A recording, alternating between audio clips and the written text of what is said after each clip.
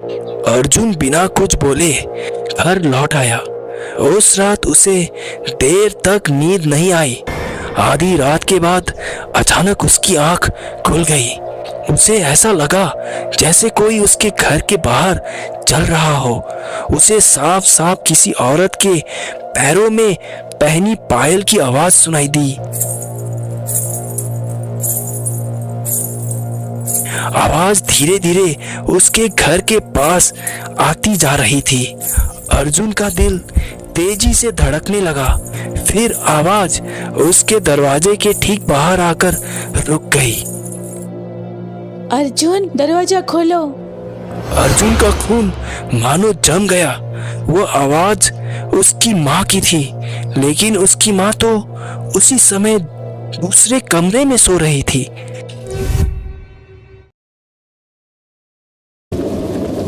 उस रात गांव में तेज बारिश हो रही थी।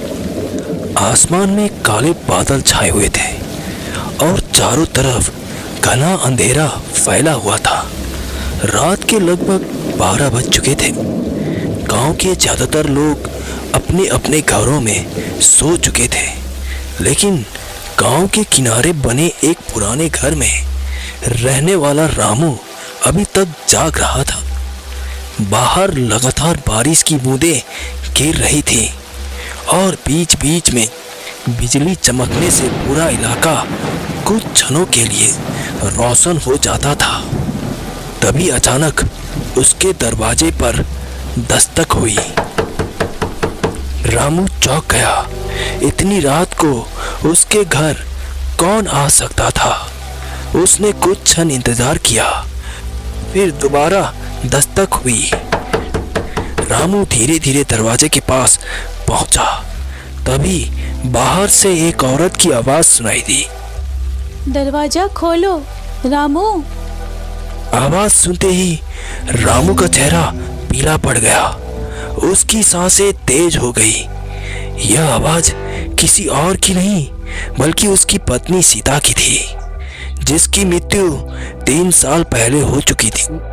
सीता, क्या सच में तुम हो? हाँ, दरवाजा खोलो। रामू की आंखों में आंसू आ गए। वो कांपते हुए दरवाजे के पास खड़ा रहा। बाहर लगातार बारिश हो रही थी। बिना कुछ सोचे उसने तुरंत दरवाजा खोल दिया।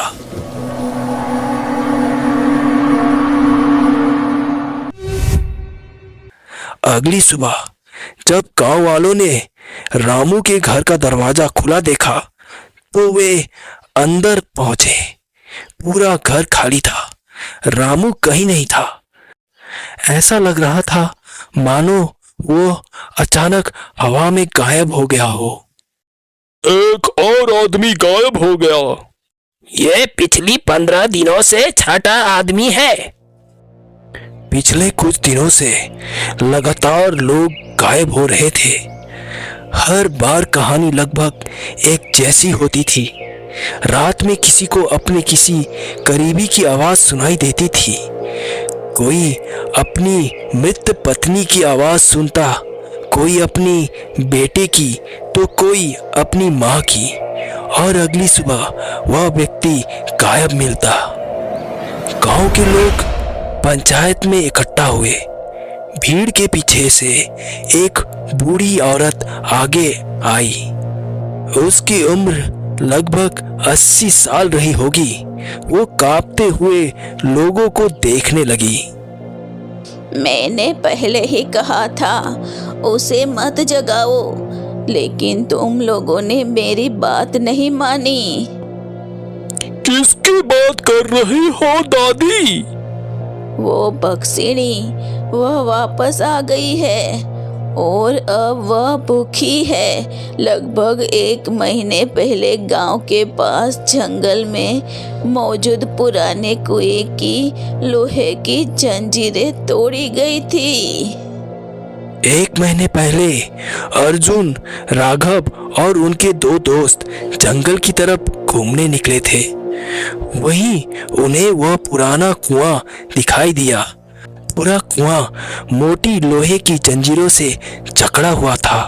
उसके चारों तरफ पुराने ताबीज और लाल कपड़े बंधे हुए थे। चलो यहाँ से चलते हैं। गांव वाले इस जगह के बारे में अजीब बातें करते हैं। डरपोक मत बनो, ये सब अंधविश्वास है। अर्जुन ने जंजीर को पकड़कर जोर से खींचा।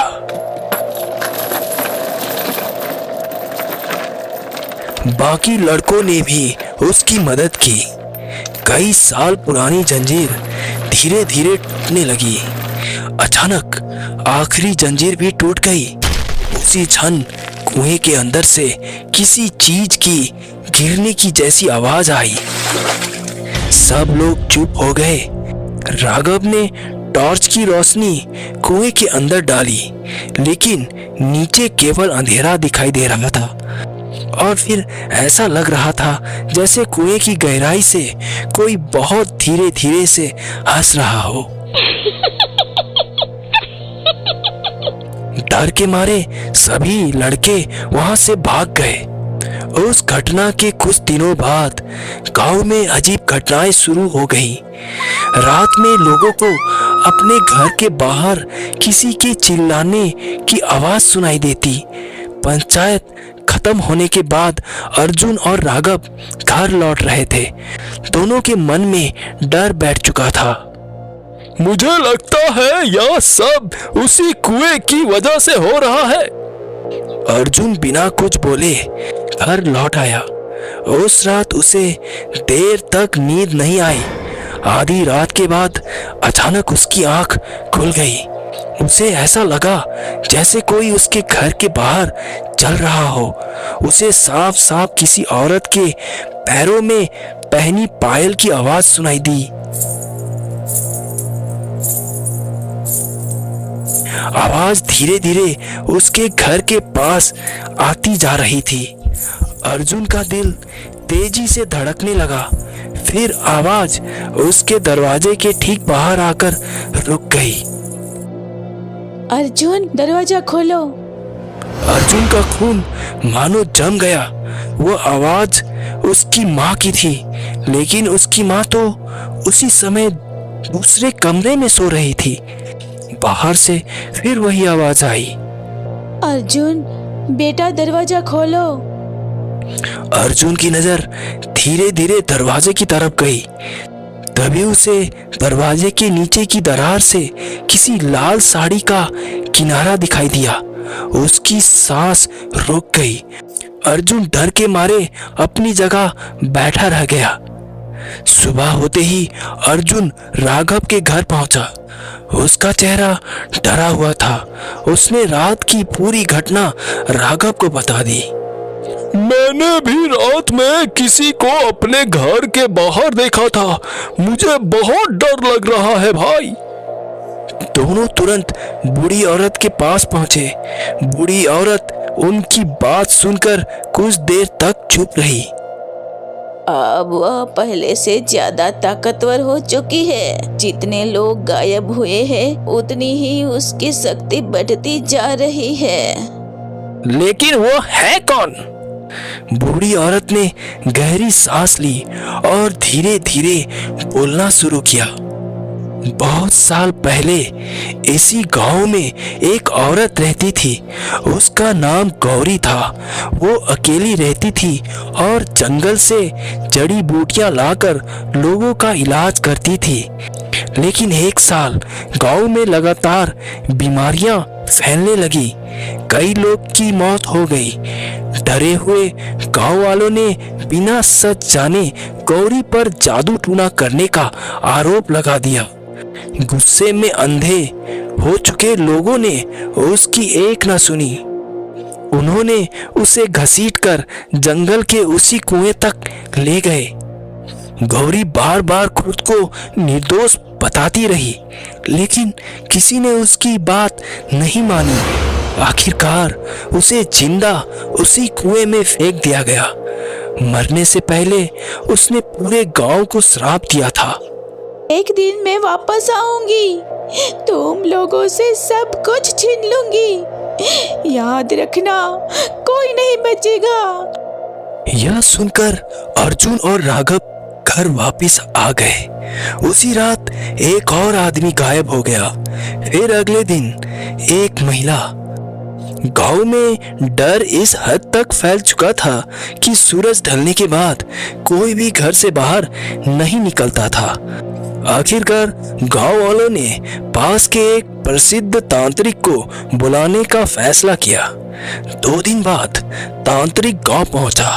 वह सीधा जंगल में स्थित उस पुराने कुएं के पास गया। उसने काफी देर तक वह मंत्र पढ़े और आसपास की मिट्टी की जांच करता रहा। जिस दिन जंजीर टूटी थी उसी दिन यहाँ बंधन भी टूट गया था। पक्षिनी अब पूरी तरह मुक्त है।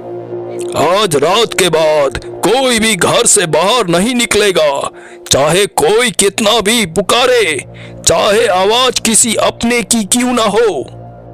उस रात पूरे गांव में अजीब सा सन्नाटा पसरा हुआ था। तांत्रिक अपने साथ कुछ लोगों को लेकर कुएं के पास पहुंचा। अर्जुन और राघव भी उसके साथ थे। कुएं के चारों तरफ दीपक जलाए गए। तांत्रिक ने मंत्रोच्चारण शुरू कर दिया। कुछ देर तक सब सामान्य रहा, लेकिन फिर अचानक तेज हवाएं चलने लगी। तांत्रिक लगातार मंत्र पढ़ता रहा। तभी अचानक अर्जुन ने अपने पीछे किसी को खड़ा देखा। वो उसकी माँ थी। अर्जुन की आंखें फैल गईं। उसकी माँ धीरे धीरे उसकी तरफ बढ़ रही थी। अर्जुन, चलो घर चलते हैं। जो भी दिखाई दे उस पर विश्वास मत करना। अर्जुन ने दोबारा देखा। अगले ही पल उसकी माँ का चेहरा बदलने लगा। उसकी आंखें काली पड़ गई और होठों पर एक भयानक मुस्कान फैल गई। अर्जुन पीछे हट गया, लेकिन तांत्रिक लगातार मंत्र पढ़ता रहा। अचानक कुएं के भीतर से एक काला साया निकलने लगा। उसने लाल साड़ी पहन रखी थी। उसके बाल जमीन तक लटक रहे थे। उसका चेहरा दिखाई नहीं दे रहा था। तांत्रिक ने आखिरी मंत्र पढ़ा और कुएं में पवित्र राख फेंक दी। अगले ही पल चारों तरफ से रोशनी फैल गई। भक्षिनी की चीख पूरे जंगल में गूंज उठी। फिर धीरे धीरे उसका शरीर धुएं में बदलने लगा। वो पूरी तरह गायब हो गई। उसी समय कुएं के ऊपर रखी गई नई लोहे की जंजीरें अपने आप कसने लगी और फिर सब कुछ शांत हो गया। अगली सुबह पहली बार पूरे गांव में शांति थी। कोई अजीब आवाज नहीं सुनाई दी। कोई गायब नहीं हुआ। दिन बीतते गए। धीरे धीरे लोगों का डर खत्म होने लगा। कुछ महीने बाद ऐसा लगने लगा मानो वहां सब केवल एक पूरा सपना था। लेकिन एक रात लगभग 3 महीने बाद फिर से बारिश हो रही थी। गांव के एक घर में 8 साल की एक छोटी लड़की सो रही थी। आधी रात को अचानक उसकी आंख खुल गई। उसे लगा जैसे कोई बाहर खड़ा उसे बुला रहा हो। वो धीरे धीरे उठकर खिड़की के पास गई।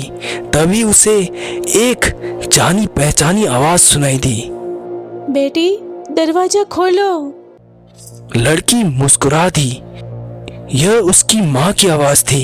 लेकिन तभी अचानक नजर बिस्तर पर गई।